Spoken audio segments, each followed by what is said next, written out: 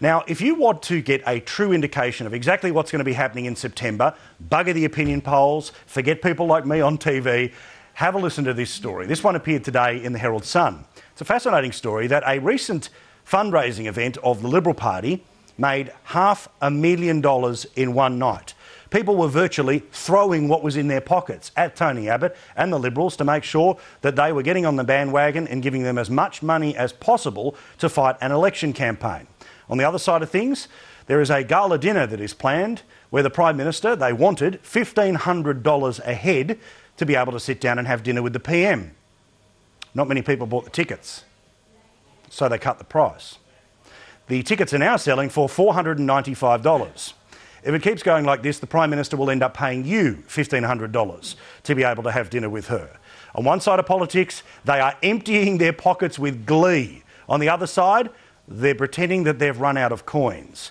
So we have the federal government doing what every federal government does, but this one taking it to a brand new low, which is spending our money on party political advertising.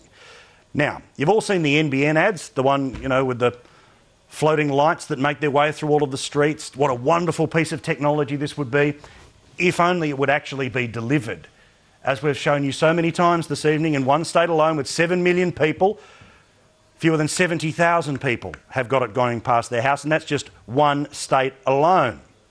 But then there's a new ad that has hit the TV screens tonight. It's voiced by the comedian Dave O'Neill, and it is talking about the federal government's superannuation changes. How convenient that we're talking about it here. People seem to be rather annoyed about it, but the federal government has been able to quickly throw together a little bit of an animation, and we're paying for the privilege. This is on TV tonight.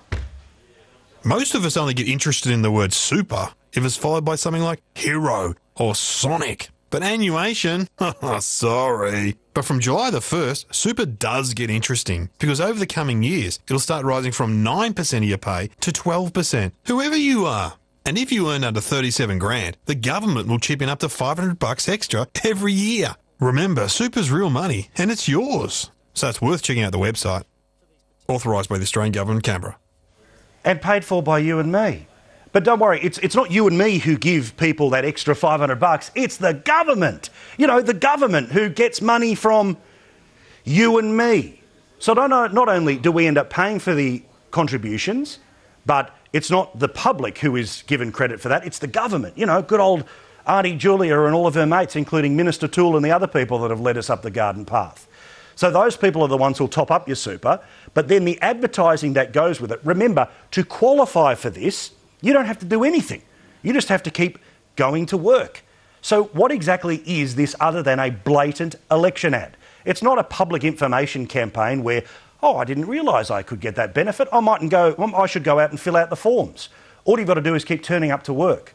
So here's a solution, and here is a test for Tony Abbott. We know that the election date is going to be, how many days away? I'll show you the clock very shortly. But we know that the election date is going to be in September. We've got it set in stone. So I want Tony Abbott to go into the Parliament on the first day, and after he does the no confidence motion, which will fail, here is a test for the independents. Here is a test for every single Labor MP. Pass a piece of legislation that will ban all government advertising 6 months out from an election.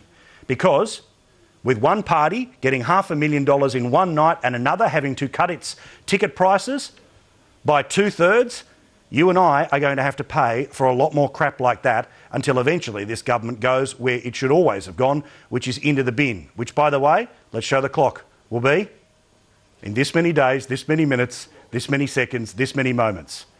Tick, tick, tick.